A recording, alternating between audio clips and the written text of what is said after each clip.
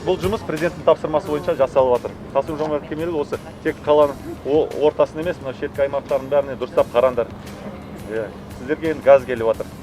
Мынандай абаттандыру жасалып жатыр. Барлығы осы тұрғындар үшін, өздеріңіз үшін.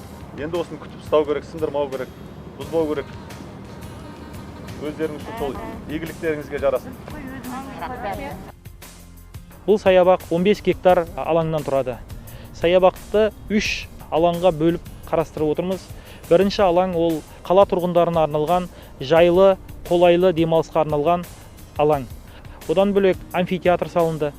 Аспан астындағы амфитеатрда жазды күні кино көріп демалуға болады.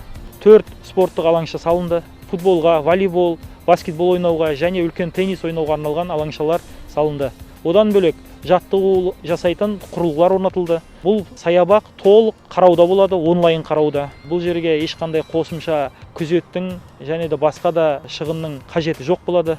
Бұл паркте бүгінгі таңның өзінде кешке жақын өте көп халық жиналады. Велосипедпен келіп жүретіндер көрудеміз. Паркымызды аяқтап тапсырып бермей жатып, қазір өте үлкен қолданысқа ие болып үлгеріп жатыр.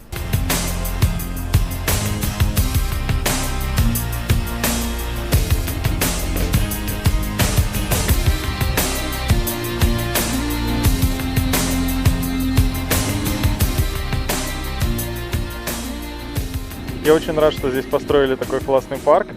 Теперь жителям этого района есть где будет отдыхать, есть где будет приходить цивилизованно отдыхать. Қуанышымда шек жоқ.